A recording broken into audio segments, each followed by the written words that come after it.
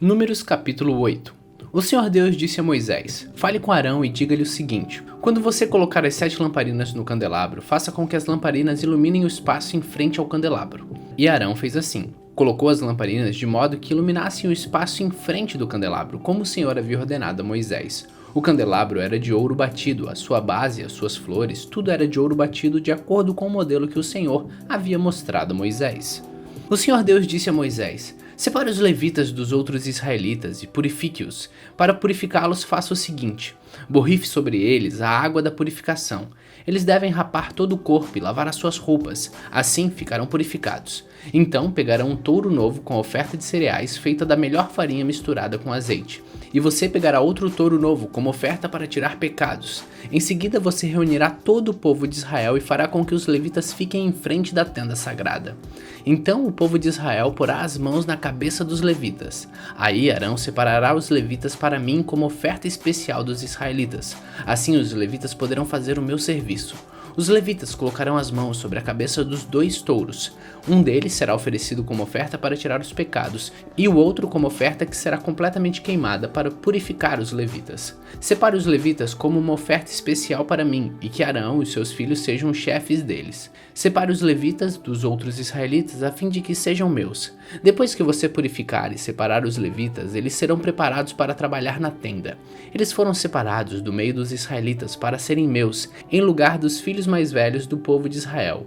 Eles são meus. Quando matei todos os primeiros filhos dos egípcios, eu separei para mim o filho mais velho de cada família israelita e a primeira cria de cada animal. Agora estou ficando com os levitas em lugar de todos os primeiros filhos dos israelitas. Agora entrego os levitas a Arão e aos seus filhos como uma oferta dos israelitas, a fim de trabalharem na tenda para o povo de Israel, para conseguirem o perdão dos pecados e para protegerem os israelitas de alguma desgraça se chegarem muito perto do lugar santo. Assim Moisés, Arão e todo o povo de Israel cumpriram tudo que o Senhor havia ordenado a Moisés a respeito dos levitas.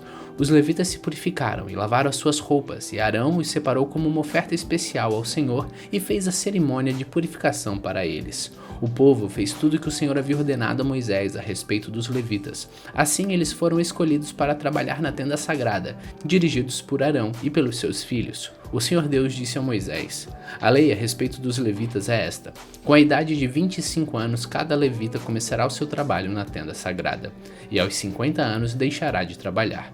Depois dessa idade, os levitas poderão ajudar os seus companheiros no trabalho deles na tenda, porém não serão responsáveis por nenhum serviço. É assim que você deverá organizar o serviço dos levitas.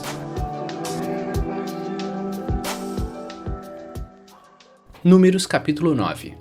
No primeiro mês do 2º ano depois da saída do povo de Israel do Egito, o Senhor falou com Moisés no deserto de Sinai. Ele disse: No dia 14 deste mês, começando ao anoitecer, o povo de Israel deve comemorar a festa da Páscoa, de acordo com todas as leis e ordens a respeito dela.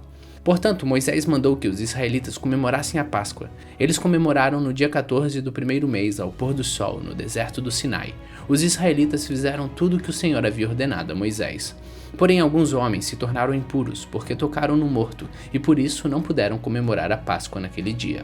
Eles foram falar com Moisés e Arão e disseram: Estamos impuros, porque tocamos no morto. Será que não vamos poder apresentar a nossa oferta ao Senhor com os outros israelitas no dia que já foi marcado?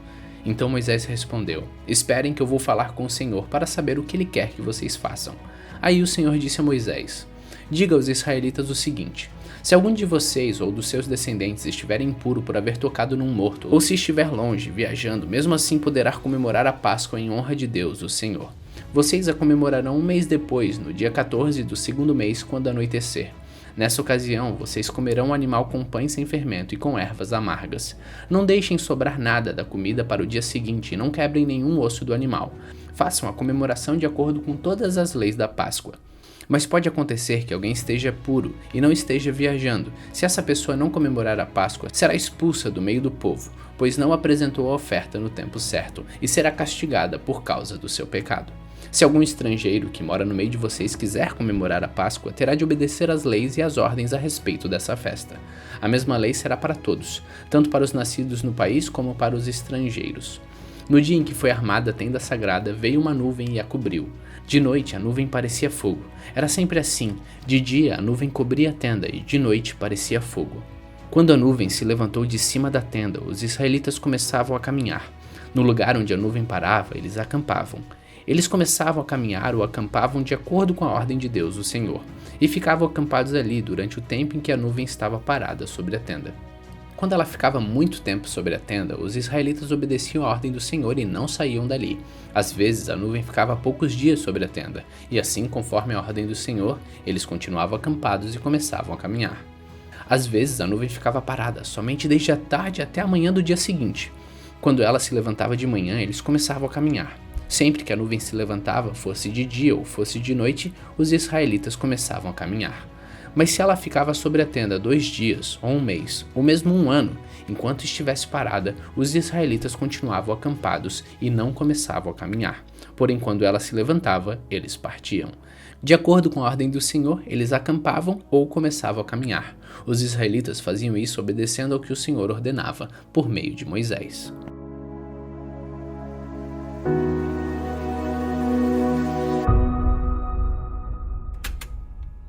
Salmos capítulo 65. É justo, ó Deus, que o povo te louve no monte Sião e te dê o que prometeu, pois tu responde às orações. Pessoas de toda parte virão te adorar por causa dos seus pecados. As nossas faltas nos deixam derrotados, mas tu nos perdoas. Como são felizes aqueles que tu escolhes, aqueles que trazes para viverem no meu templo. Nós ficaremos contentes com as coisas boas da tua casa, com as bênçãos do teu santo templo. Ó Deus, tu nos respondes, dando-nos a vitória, e fazes coisas maravilhosas para nos salvar.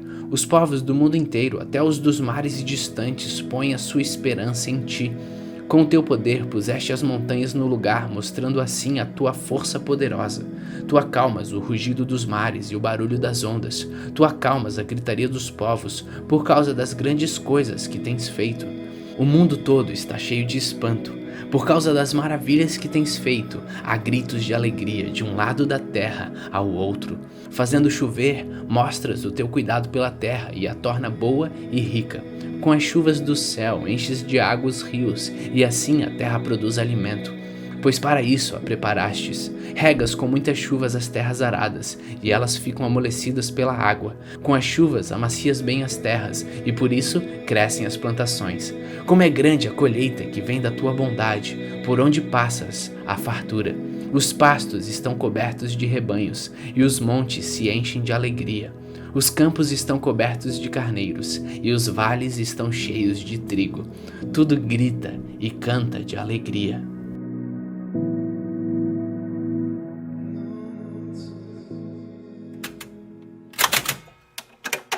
João capítulo 6. Depois disso, Jesus atravessou o lago da Galileia, que também é chamado de Tiberíades. Uma grande multidão o seguia, porque eles tinham visto os milagres que Jesus tinha feito, curando os doentes. Ele subiu um monte e assentou-se ali com seus discípulos. A Páscoa, a festa principal dos judeus, estava perto. Jesus olhou em volta de si e viu que uma grande multidão estava chegando perto dele. Então disse a Filipe: "Onde vamos comprar comida para toda esta gente?" Ele sabia muito bem o que ia fazer, mas ele disse isso para ver qual seria a resposta de Filipe.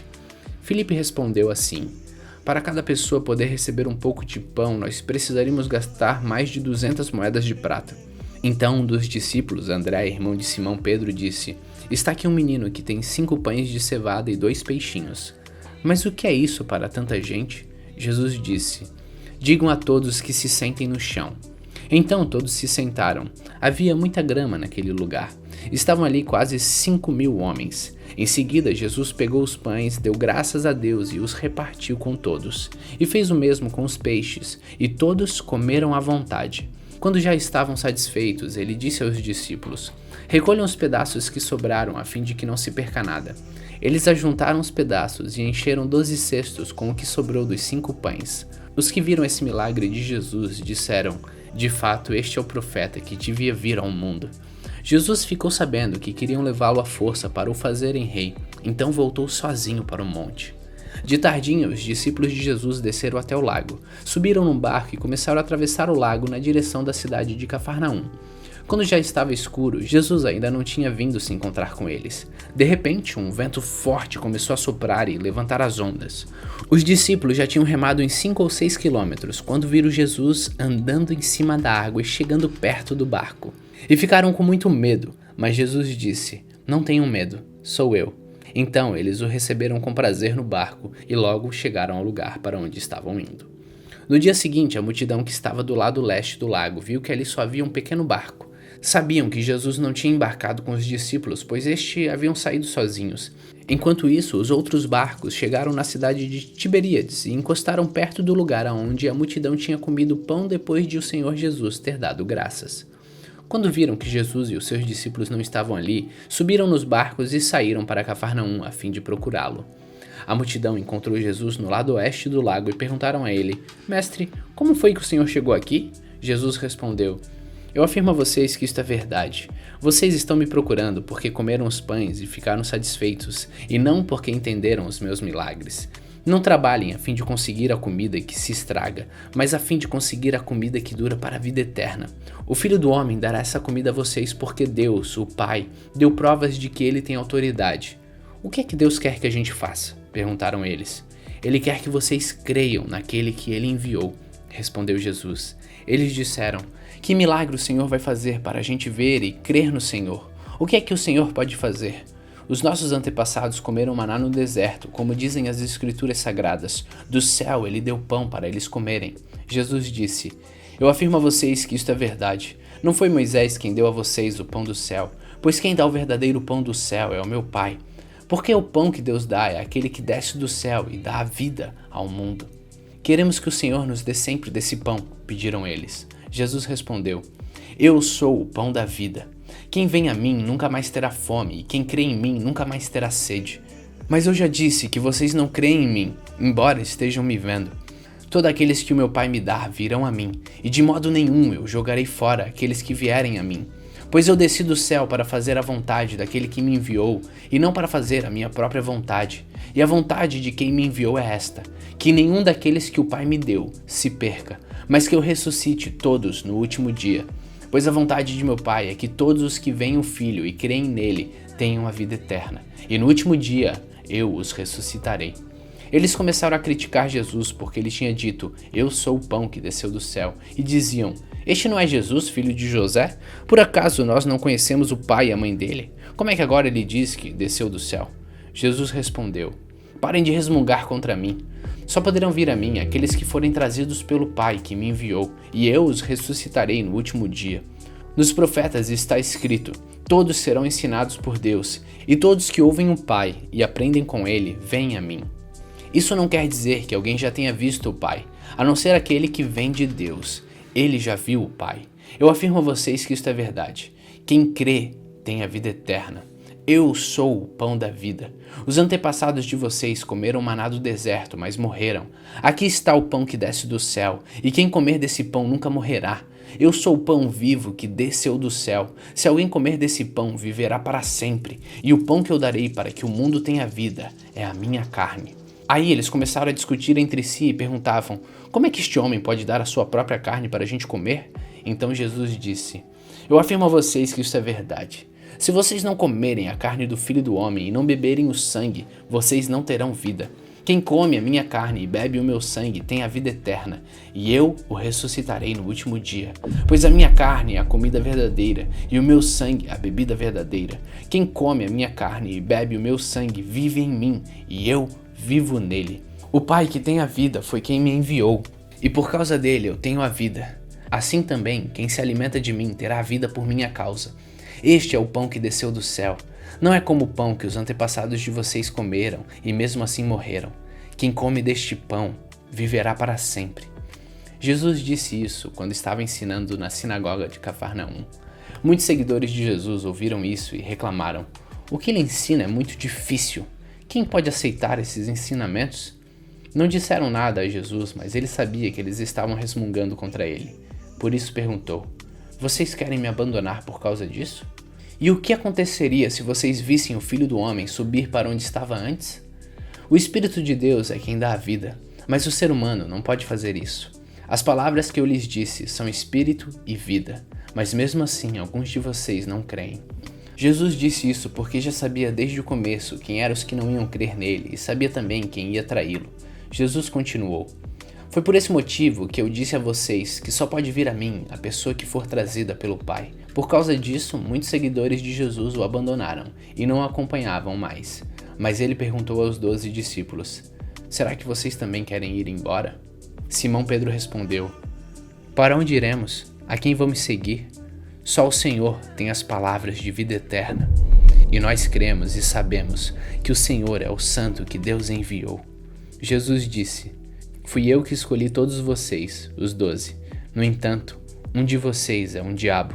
Ele estava falando de Judas, filho de Simão Iscariotes, pois Judas, embora fosse um dos 12 discípulos, ia trair Jesus.